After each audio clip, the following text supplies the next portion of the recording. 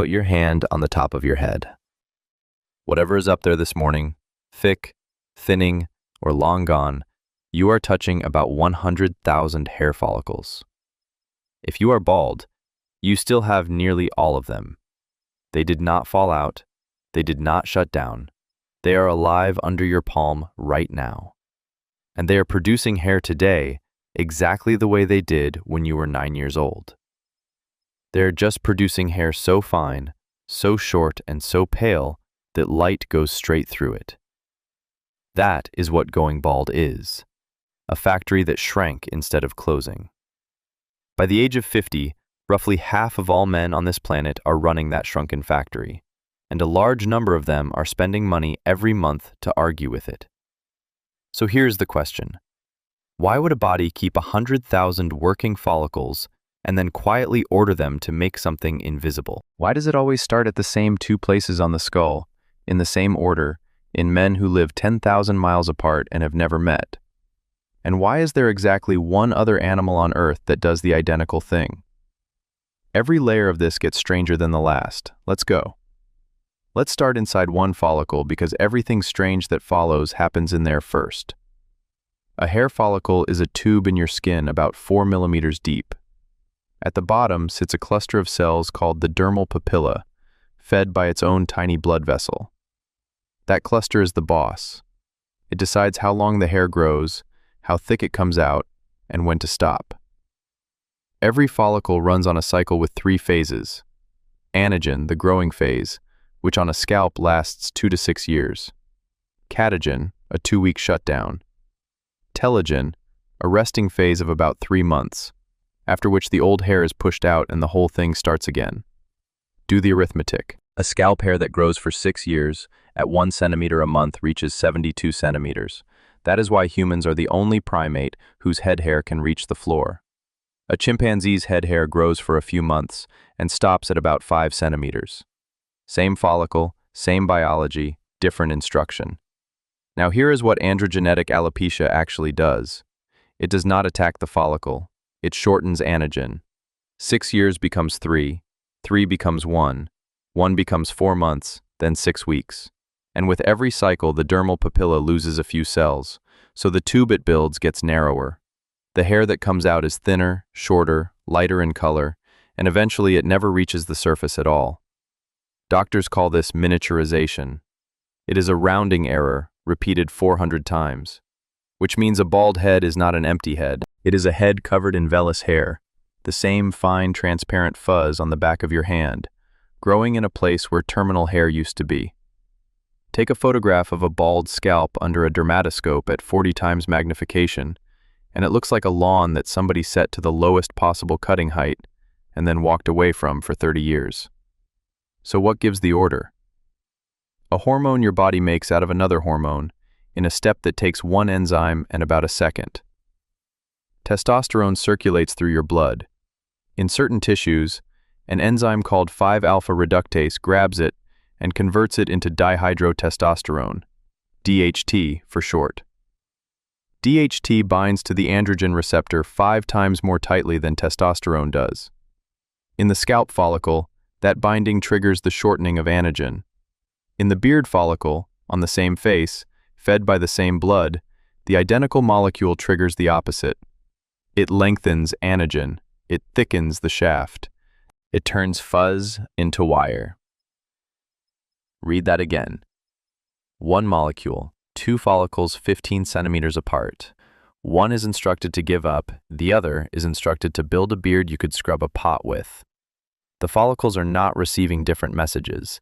They are reading the same message and doing opposite things with it, because the genes switched on inside them are different. A scalp follicle and a beard follicle disagree about what testosterone means, and you get to live on the border between them.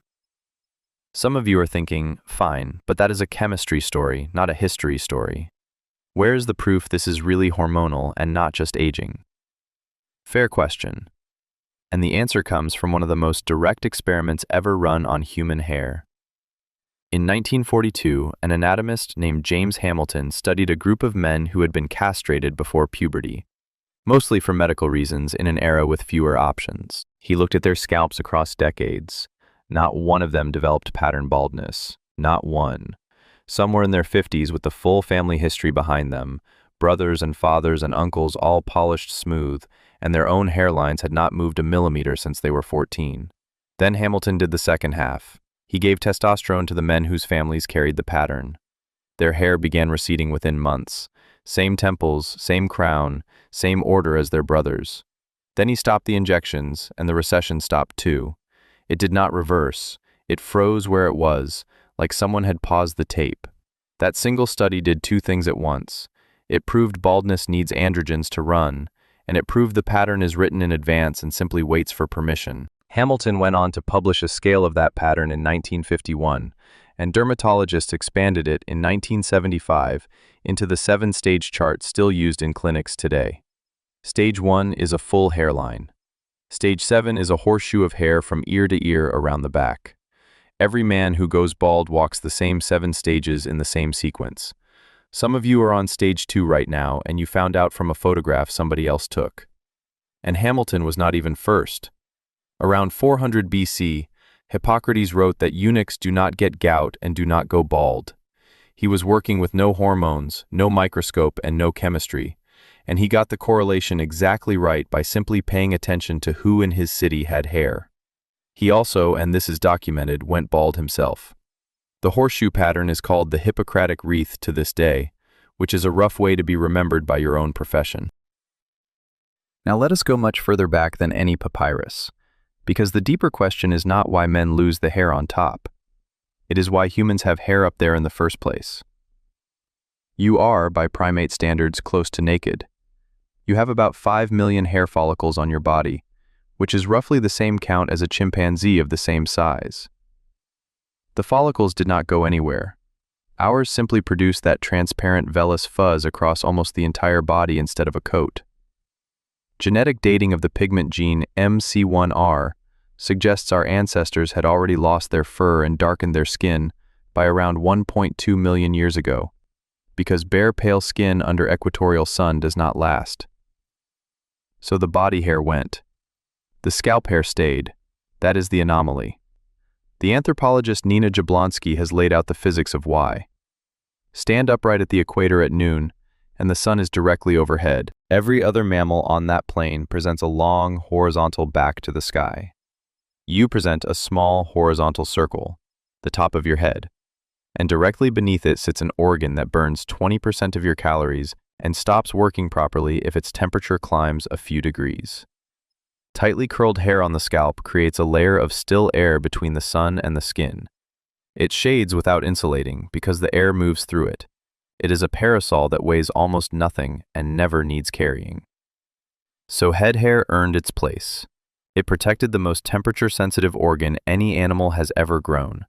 During the exact era we were learning to walk and run in open sunlight all day. Which makes the next fact absurd. Having gone to the trouble of keeping hair on precisely the one spot where it mattered, our species then evolved a hormonal program that removes it from precisely that spot, in half of all men, starting right around the age when they finish having children. That is not a small design flaw. That is the body removing the roof from the one room that needed it. Unless it is not a flaw at all. Here is where you have to stop thinking about hair and start thinking about signals. And to get there, we need the other animal. There is one. Just one. The stump-tailed macaque, Macaca arctoides, a monkey from Southeast Asia. Around the age of 4, males and females begin losing hair from the forehead and crown. The recession follows a pattern. The follicles miniaturize instead of shutting down. The process runs on DHT, and when researchers led by Hirotaka Uno tested a 5-alpha reductase blocker on these monkeys in the 1980s, their hair grew back. That work is the reason a certain, very famous hair pill exists at all. It was tested on macaques with receding hairlines before it was ever tested on men with receding hairlines. Every other primate on Earth, and there are more than 500 species, does not do this. Chimpanzees, who share about 98.8% of your DNA, do not develop pattern baldness. Gorillas do not. Baboons do not. Our closest living relatives keep their heads covered for life, and the only other creature that goes bald the way you do is a monkey most people have never heard of. Two species, separated by roughly 25 million years of evolution. Same hormone, same pattern, same age of onset, same response to the same drug. When two distant lineages arrive at the identical solution, biologists take it seriously because it usually means the trait is doing a job rather than breaking down. So what job? The leading idea is that a bald head is a signal, and the signal is age. Think about what a group of 30 people needed to know about each other on a landscape with no records, no documents, and no numbers. Who is experienced? Who has been through a drought before? Who remembers where the water sat in the bad year? Who is past the stage of picking fights and into the stage of settling them? In a world where nobody counted years, the body had to advertise them. Gray hair does some of that work. So does a lined face. But a receding hairline is visible from 40 meters away, in poor light, from behind, and it cannot be faked in either direction. You cannot rush it, and you cannot hide it. A young man cannot borrow it to gain standing. An older man cannot hide it to seem quick. It is one of the very few honest signals the human body produces, precisely because it is impossible to control. In 1996, a researcher named Frank Muscarella tested how people actually read it. They showed participants the same male faces, altered to be full-haired, receding, or bald, and asked for ratings. The results held across the board. Bald and balding men were rated as older, which is expected, but also as more socially mature, more intelligent, better educated, and less aggressive. They lost points on physical attractiveness and gained points on almost everything associated with authority. That is a strange combination until you look at it through the eyes of a group that had no way of writing anything down.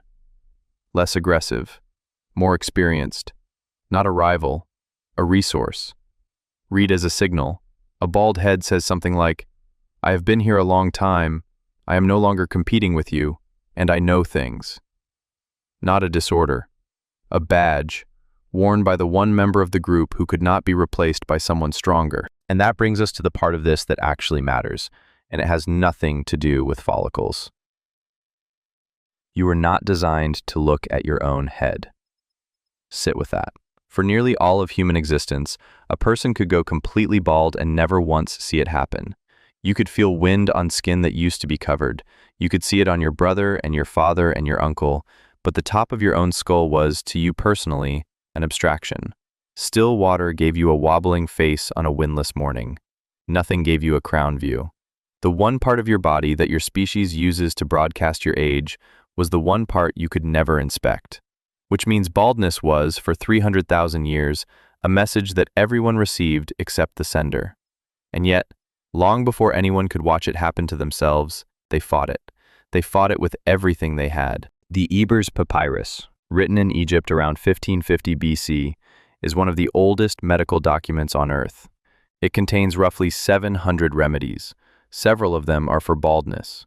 One recipe calls for equal parts of fat from a lion, a hippopotamus, a crocodile, a cat, a serpent, and an ibex, mixed and rubbed into the scalp. Think about the logistics of that for a second. Before you can treat your receding hairline, you have to source crocodile fat and lion fat, and you need all 6 because a 5-ingredient version presumably just makes it worse. Another Egyptian remedy required the toes of a dog, the hoof of a donkey, and dates, boiled in oil. A third is simply chopped lettuce, packed onto the bald patch, on the reasoning that lettuce grows fast, so it should teach the head to do the same. That logic sounds ridiculous. It is also the exact logic behind about 40% of the hair products sold this year, so let's not be smug. The Greeks and Romans kept going. Aristotle noted around 350 BC that boys, women, and eunuchs never go bald, and then guessed that hair loss came from too much sexual activity drying out the head. Wrong mechanism, correct list. Julius Caesar was so troubled by his receding hairline that the Roman historian Suetonius wrote about it directly, and recorded that of all the honors voted to him, Caesar most enjoyed the right to wear a laurel wreath at all times. A crown of leaves, granted for conquering Gaul, deployed daily to cover a bald spot. That man defeated Vercingetorix and then used the trophy as a hat. Which brings us to a fact worth sitting with. The most powerful individual in the ancient Mediterranean world, a person who could requisition armies, could not requisition hair. Neither can you. Neither could anyone in the 300,000 years before either of you. This particular problem has never once been solved by status. Look at what our ancestors actually did with hair once they had tools. They did not simply accept it. In Egypt, elite men and women shaved their heads deliberately, partly for cleanliness and heat, and partly against lice, and then wore elaborate wigs of human hair set with beeswax and resin. Wigs have been recovered from tombs dating back more than 4,000 years, and some are so well built that the individual braids still hold their shape. In other words, the first serious solution to hair loss was not a cure. It was a replacement, and it was a status object, and it was invented before iron. The Assyrians curled their beards into tiered rows with hot rods.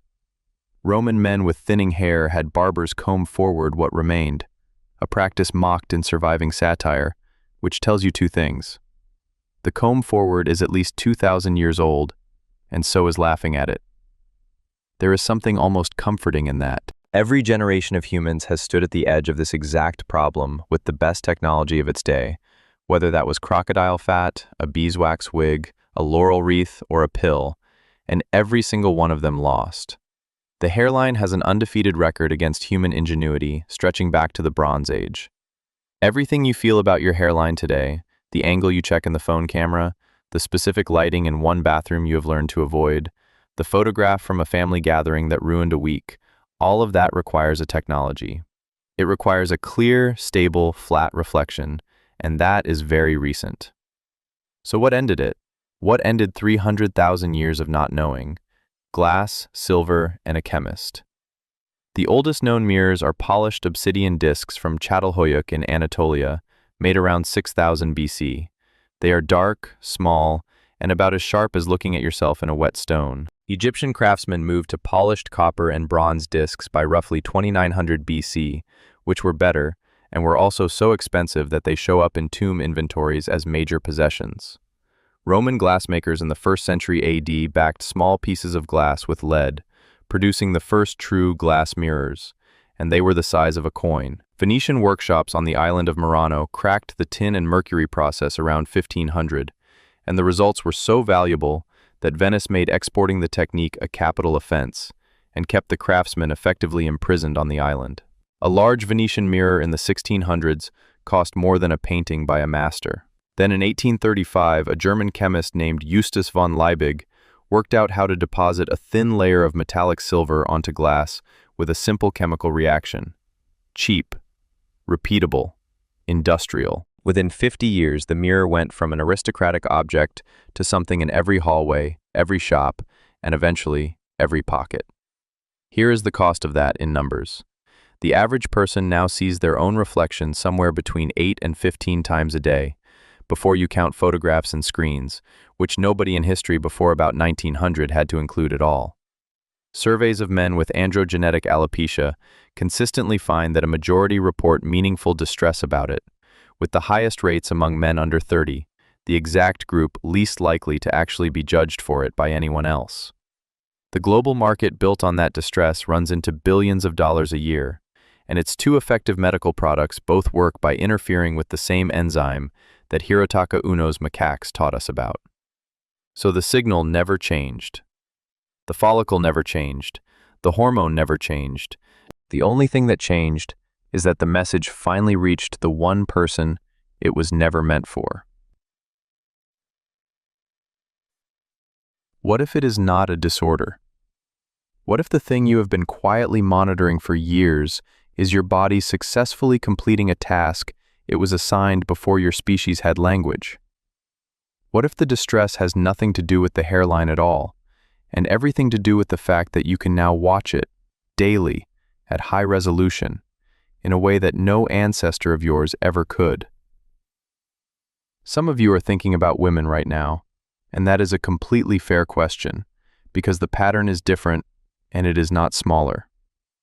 Female pattern hair loss affects a large share of women too, rising steeply after menopause, but it usually spreads diffusely across the crown rather than receding from the temples, and the hairline at the front is often preserved. The mechanism overlaps but is not identical, and the social cost lands harder because none of the historical signaling story applies.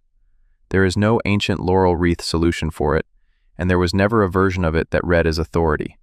That is a full video on its own, and the honest answer is that the research is thinner than it should be. But the hairline is not malfunctioning. It is reporting. So put your hand back on the top of your head. Those 100,000 follicles are still there, still cycling, still following an instruction written into your chromosomes long before anyone in your family line had a name. Half of them may be building something you cannot see. That is not a failure of your body. That is your body doing the one thing it has always done, telling the people around you how long you have been here, in the only language a group of 30 humans could read from a distance. The difference is that you are now the audience for a broadcast that was never aimed at you. We traded a signal that meant this one has survived long enough to be worth listening to, for a problem to be fixed before the next photograph, and most of us never even knew it was gone. So tell me in the comments, when did you first find out about your own hairline, and who told you? Was it a mirror, a photograph, or a relative who did not think twice about saying it out loud? Because whatever the answer is, 300,000 years of your ancestors got to skip that moment entirely. Skip that moment entirely. Skip that moment entirely.